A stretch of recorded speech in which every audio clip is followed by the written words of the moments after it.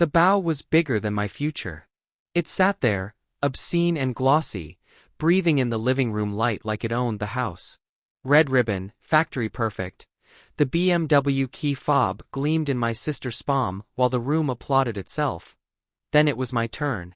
A small box, light, apologetic. I opened it.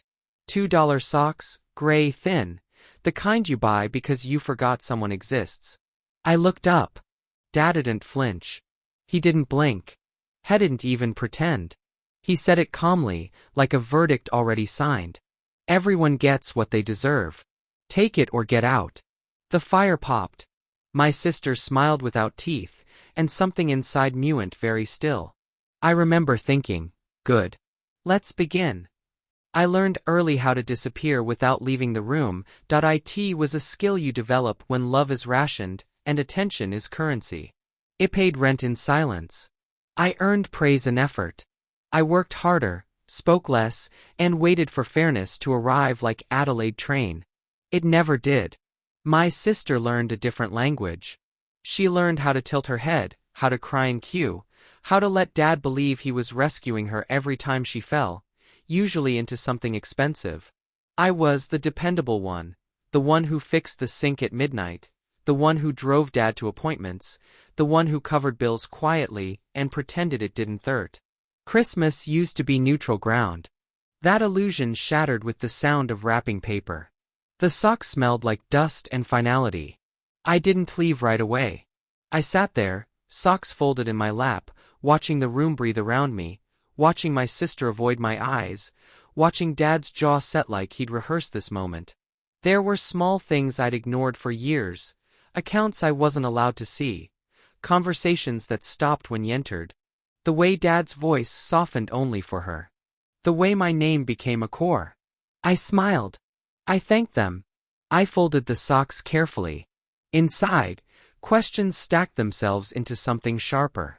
When I stood, Dad didn't stop me.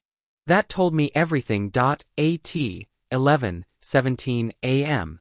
I found the truth where it always hides under the assumption that I wouldn't look. Dad's office, the desk drawer that stuck unless you pulled left. Years of paperwork organized with the confidence of someone who never expects consequences. I wasn't looking for revenge. I was looking for proof that I wasn't crazy. I found bank transfers, properties, a trust, my name used like a placeholder, then erased.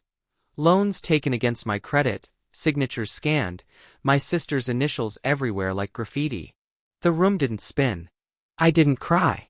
I felt cold clarity settle in, precise and surgical. They hadn't just favored her. They had fed her with me. Silence became my ally. I copied everything.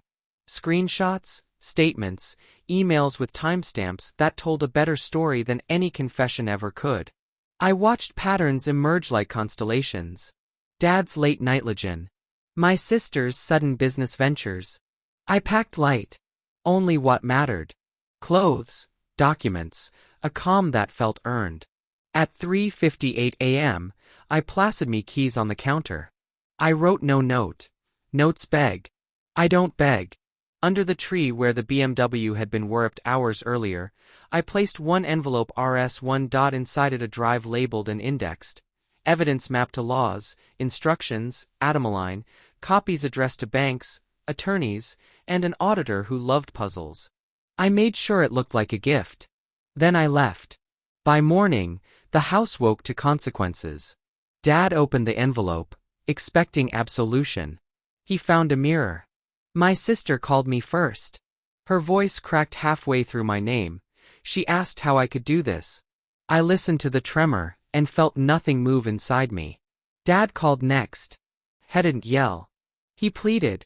He said family. He said misunderstanding. He said you didn't know what you're doing. I did. Banks froze accounts. Titles stalled. The BMW sat in the driveway like a joke nobody laughed at anymore. Lawyers asked questions that didn't care about tone. When I finally spoke, it was only once. You said everyone gets what they deserve. The line went quiet. Power isn't loud. It doesn't gloat. It just changes the temperature of the room until everyone else notices very cold. I rented a small place with clean light and no history. I bought myself new socks, good ones, thick, honest. Sometimes I think about the tree, about the red bough, about how easily people confuse gifts with grace. I don't feel guilty. I feel accurate. They taught meth rules. I just learned how to play without asking permission. On Christmas, everyone gets what they deserve. I took mine and walked.